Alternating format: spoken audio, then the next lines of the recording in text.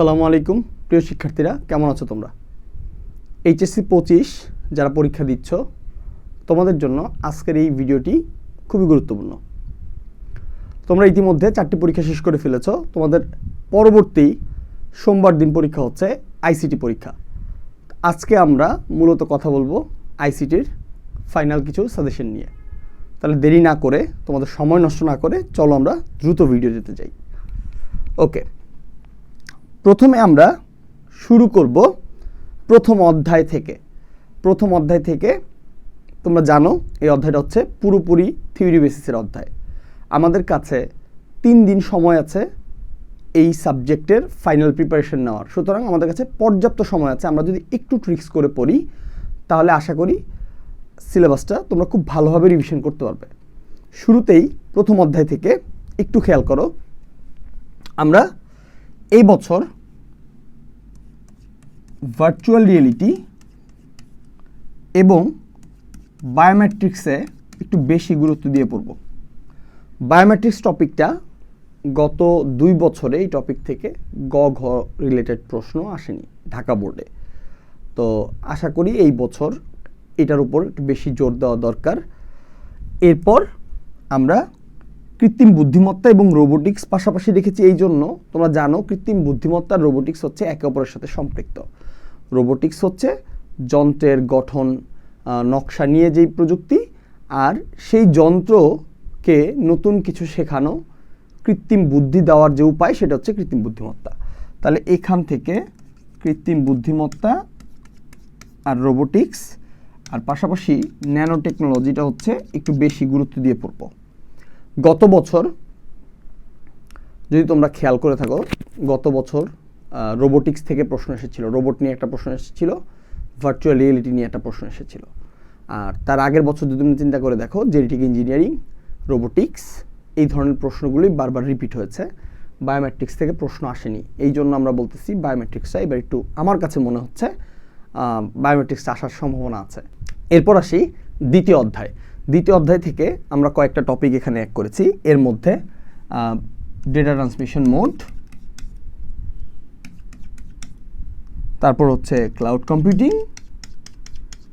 গত 2 বছর টানা নেটওয়ার্ক টপোলজি এসেছে, তারপরেও নেটওয়ার্ক টপোলজি আসার সম্ভাবনা আছে। টপোলজি আসার সম্ভাবনা এই জন্য আছে, তোমরা জানো তোমরা এবারও শর্ট সাজেশনে পরীক্ষা দিচ্ছ, শর্ট সিলেবাসে পরীক্ষা দিচ্ছ, যার কারণে দ্বিতীয় অধ্যায় থেকে তোমাদের 2টা সিকিউ থাকবে।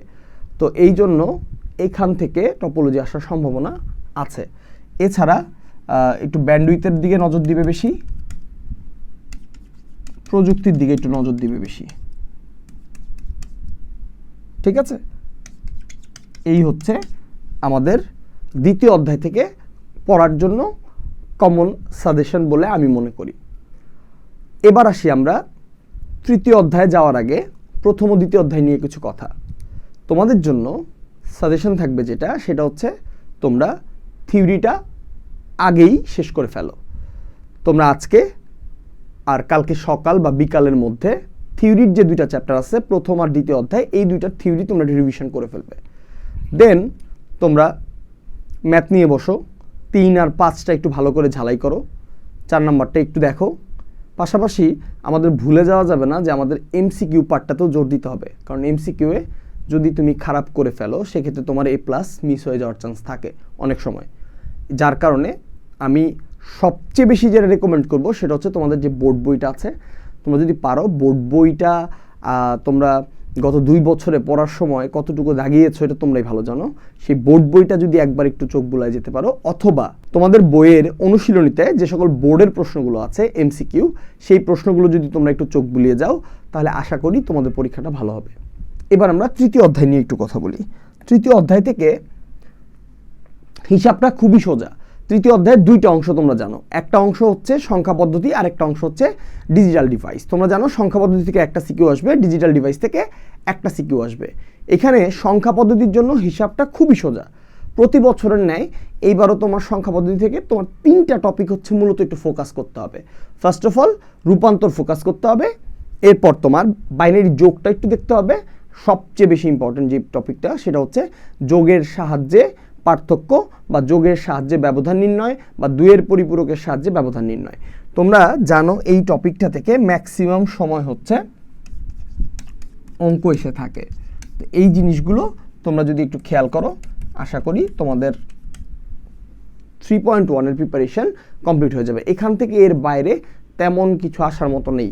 তবে বিশেষ ভাবে উল্লেখ্য যে তোমরা ছোট্ট একটা টপিক একটু নজর দিয়ে যাবে, সেটা হচ্ছে বিসিডি কোডটা একটু দেখে যাবে।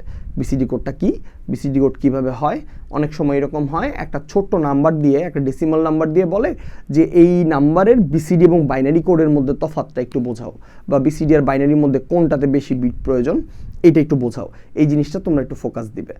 আর এখান থেকে বিসিডির ব্যাপারে আরেকটা জিনিস তোমাদেরকে আমি শর্ট করে বলে দিই, সেটা হচ্ছে বিসিডির ফুল ফর্ম হচ্ছে বাইনারি কোডেড ডেসিমাল। তার মানে হচ্ছে শুধুমাত্র ডেসিমাল সংখ্যাগুলোকে বাইনারি কোডেড করে রাখা বা বাইনারি আকারে উপস্থাপন করার যে পদ্ধতিটা, সেটাই হচ্ছে বিসিডি। তাহলে তোমাকে যদি কেউ সরাসরি একটা অক্টাল সংখ্যা দিয়ে বলে যে এটার বিসিডি মান বের করো, তাহলে কিন্তু তুমি সরাসরি সেটা বের করতে পারবে না। অবশ্যই তোমাকে যে মানই দেওয়া থাকুক না কেন, সেটা অক্টাল হোক, হেক্সাডেসিমাল হোক বা যাই হোক, ফার্স্ট তোমার ডেসিমালে আসতেই হবে, দেন ডেসিমাল থেকে তুমি চাইলে বিসিডি কোড করতে পারো। ঠিক আছে? এরপরে দ্বিতীয় যে অংশটা আছে, দ্বিতীয় অংশে আমি একটু ফোকাস করতে বলবো হচ্ছে অ্যাডারের মধ্যে একটু বেশি ফোকাস করতে বলবো। তারপরে আছে হচ্ছে ন্যান্ড ও নর গেটের সাহায্যে সমীকরণ বাস্তবায়ন। শর্ট কোশ্চেনের জন্য ক্ষয়ের জন্য ডি মর্গানের উপপাদ্য অনেক সময় চলে আসে। আর সরলীকরণটা যদি একটু ভালো করে দেখো তাহলেই হবে। আমি বেশি টপিক এখানে অ্যাড করিনি, 4টা টপিকে অ্যাড করেছি। এর বাইরেও এনকোডার ডিকোডার নামে একটা টপিক আছে। তোমরা জানো, তোমরা বিগত সালের প্রশ্নগুলো যদি একটু যাচাই করে দেখো, তাহলে এনকোডার ডিকোডার ঢাকা বোর্ডে লাস্ট কবে এসেছিল আমার মনে নেই। আমার মতে ঢাকা বোর্ডে হয়তো আসেনি, অন্য কোনো বোর্ডে আসে। বাট তোমরা এনকোডার ডিকোডার জাস্ট একটু চোখ বোলায় যাবা, কারণ এনকোডার ডিকোডার খুবই সহজ একটা টপিক এবং তোমরা এটা খুব ভালোভাবেই পারো। এবার আমরা আসি হচ্ছে চ্যাপ্টার 4-এ, আমাদের অনেকের পছন্দের চ্যাপ্টার HTML। যেই HTML থেকে গত বছর তোমরা ঢাকা বোর্ডে থিওরি প্রশ্ন পেয়েছিলে। ঢাকা বোর্ডে গত বছর ছিল হচ্ছে তোমার ওয়েবসাইটে কাঠামো, এই কাঠামোর মধ্যে হচ্ছে কোনটা ভালো হইতে পারে, এই ধরনের প্রশ্ন হচ্ছে গত বছর এসেছিল। এই বছর আমরা যেটা চিন্তা করেছি, এই বছর সম্ভাবনা HTML এর টেবিলের আসার সম্ভাবনা খুবই বেশি। ঠিক আছে? HTML থেকে টেবিল আসতে পারে। একটা টেবিলের মধ্যে আমরা যখন HTML এর ধারাবাহিক ক্লাসগুলো করেছিলাম, তখন আমরা টেবিলের মধ্যে কিভাবে বাকি ট্যাগগুলোকে মিলিয়ে একটা টেবিল উপস্থাপন করা যায়, আমরা সব ধরনের কম্বিনেশনগুলো আমরা দেখেছিলাম। তো তোমাদের জন্য আমার সাজেশন থাকবে, যদি কারো টেবিল নিয়ে কোনো সমস্যা থাকে তাহলে তোমরা নিচে লিঙ্ক বক্স তোমরা চেক করতে পারো। ডেসক্রিপশন বক্সে অবশ্যই চ্যাপ্টার 4-এর লিঙ্ক দেওয়া থাকবে, তোমরা ওখান থেকে ক্লাসগুলো দেখে নিবে। ঠিক আছে? তাহলে আমরা এখান থেকে HTML টেবিল এবং ট্যাগগুলোকে একটু ফোকাস করব বেশি। পাশাপাশি এখান থেকে ছোট প্রশ্নের জন্য স্ট্যাটিক ডাইনামিক দেখতে পারো, যে স্ট্যাটিক আর ডাইনামিকের মধ্যে কোনটা পার্থক্য, ওয়েবসাইটের কাঠামো আর পাবলিশিংয়ের ধাপসমূহ। আমার কাছে মনে হচ্ছে টেবিলটাই আসার সম্ভাবনা বেশি, তারপরেও একটু চোখ বুলিয়ে যাওয়া আর কি। এখন শেষ সময়ে নতুন করে কোনো কিছু মুখস্থ করার মতো নাই। এই কথাটা আমরা সবসময় বলি আমাদের স্টুডেন্টদের, যে দেখো শেষ সময়ে এসে আমি নতুন কোনো টপিক শিখবো না। আমি যেটা করব সেটা হচ্ছে আমি যেই জিনিসটা পারি সেই জিনিসটাই আমি বারবার রিভিশন করব, যাতে আমার জন্য ব্যাপারটা আরও ইজি হয়ে যায়। Last but not the least, পঞ্চম অধ্যায় নিয়ে আমরা কথা বলবো। পঞ্চম অধ্যায়ে তোমরা জানো প্রোগ্রামিং ভাষা থেকে গত বছর একটা থিওরি কোশ্চেন হয়েছে আর একটা প্রোগ্রামিং রিলেটেড কোশ্চেন হয়েছে। থিওরি কোশ্চেনটা ছিল হচ্ছে তোমার কম্পাইলার এবং ইন্টারপ্রেটার নিয়ে। কম্পাইলার ইন্টারপ্রেটারের মধ্যে কোনটা ভালো, এই ধরনের একটা প্রশ্ন ছিল। ঠিক আছে? তো এবারও তোমরা যদি একটু খেয়াল করো, আমি এখানে থিওরি হিসাবে একটা প্রশ্ন রেখেছি, এটা একটু দেখে যাবে। এটা তোমাদের MCQ এর জন্যও কাজে লাগবে।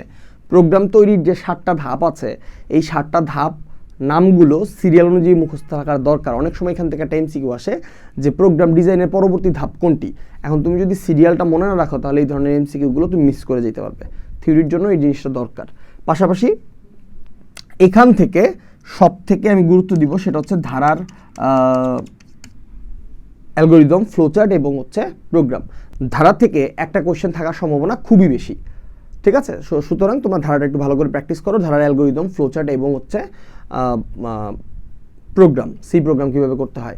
এখানে আরেকটা বিষয় হচ্ছে বলার, যেটা সেটা হচ্ছে অনেক সময় তোমার কাছে হুবহু প্রোগ্রাম প্রশ্ন দিয়ে দিবে, তোমাকে হয়তো প্রোগ্রামটা ফর লুপে দিয়ে দেওয়া হয়েছে, তোমাকে বলবে ডু হোয়াইল লুপে করে দেখাও, বা ইফ গো টু স্টেটমেন্ট ব্যবহার করে দেখাও, বা শুধুমাত্র হোয়াইল লুপ ব্যবহার করে দেখাও। তো এই জিনিসগুলো একটু প্র্যাকটিস করবে, একটা ধারা কীভাবে বিভিন্ন লুপ ব্যবহার করা যায়, এই জিনিসগুলো তোমরা আশা করি একটু প্র্যাকটিস করবে। এছাড়া আরও একটা প্রশ্ন যেটা আছে, সেই প্রশ্নটার ক্ষেত্রে আমি সাজেস্ট করব নর্মাল যেই প্রোগ্রামগুলো থাকে, নর্মাল প্রোগ্রামগুলো তুমি একটু মনোযোগ দিয়ে দেখবে। নর্মাল প্রোগ্রাম বলতে হইতে পারে তোমার ত্রিভুজের ক্ষেত্রফল, বৃত্তের ক্ষেত্রফল, বা হইতে পারে এরকম ওই যে আমরা পাটিগণিতে যেমন অঙ্ক করতাম যে একটা লোক বাজারে গেছে এত টাকা নিয়ে, সে এত টাকার মাছ, এত টাকার মাংস, এত টাকার এটা কিনলো, হ্যাঁ, এরপর তার কাছে কত টাকা অবশিষ্ট রইলো তা নির্ণয়ের একটি প্রোগ্রাম দেখাও। অথবা ছোট ছোট প্রোগ্রাম আমরা যেগুলো করেছি, যেমন হচ্ছে তোমার কি বলে 3টে সংখ্যার মধ্যে বড় সংখ্যা, জোড় বিজোড়, তারপরে হচ্ছে তোমার ধনাত্মক ঋণাত্মক শূন্য, এই ধরনের প্রোগ্রামগুলো তোমরা দেখতে পারো। অথবা একটা লেখা সেটা 10 বার প্রদর্শন করতে হবে, এটা কিন্তু লুপের মধ্যে পড়ে। ধরো আমি বললাম স্মার্ট লেখাটি 10 বার প্রদর্শন করার জন্য একটা সি প্রোগ্রাম বা হচ্ছে একটা অ্যালগরিদম লিখতে হবে। তাহলে এই ধরনের প্রশ্নগুলো তোমরা যদি একটু দেখে যাও, তাহলে আশা করি তোমরা পুরোপুরি তোমাদের পরীক্ষা খুবই ভালো হবে এবং পুরোপুরি কমন পাবে ইনশাল্লাহ। সর্বশেষ বিশেষ দ্রষ্টব্য হচ্ছে, তোমরা 2019 এবং 2023-এর সকল বোর্ডের যে সৃজনশীল প্রশ্নগুলো আছে সেগুলো যদি তোমরা একটু ফোকাস করো বা একটু ভালো করে দেখো, তাহলে আশা করি তোমাদের জন্য ব্যাপারটা খুব ইজি হয়ে যাবে। আর এমসিকিউ এর জন্য আমি আবারও বলছি, এমসিকিউ এর জন্য তোমরা বোর্ড রিলেটেড কোয়েশ্চেনগুলো একটু দেখতে থাকো, পাশাপাশি তোমরা চাইলে একটু বোর্ডের বইটা পড়ে যেতে পারো। এই ছিল আমাদের সাজেশন নিয়ে আলোচনা। সর্বশেষ আরেকটা অ্যানাউন্সমেন্ট আছে আমার কাছ থেকে, সেটা হচ্ছে আগামীকাল সন্ধ্যা এবং পরবর্তী দিন, মানে আগামী শুক্রবার এবং শনিবার, এই 2 দিন আমরা শুধুমাত্র তোমাদের জন্য এইচএসসি 25 যারা পরীক্ষার্থী তাদের জন্য আমরা স্পেশাল লাইভ ক্লাস চালাবো। এই লাইভ ক্লাসগুলোতে আমরা প্রথম অধ্যায় থেকে শুরু করে পঞ্চম অধ্যায় পর্যন্ত প্রত্যেকটা অধ্যায়ের খুঁটিনাটি কিছু বিষয় আমরা আলোচনা করব, যেটা আশা করি তোমাদের জন্য অনেক হেল্পফুল হবে। সুতরাং তোমরা যদি চাও তাহলে আমাদের এই ক্লাসগুলোর সাথে জয়েন করতে পারো। তোমাদেরকে ক্লাসের লিঙ্ক হচ্ছে আমাদের ফেসবুক পেজে এবং আমাদের ইউটিউব চ্যানেলে জানিয়ে দেওয়া হবে। ভালো থাকো, সুস্থ থাকো, তোমাদের পরীক্ষা অনেক অনেক ভালো হোক। Best of luck. আল্লাহ হাফেজ। আসসালামু আলাইকুম।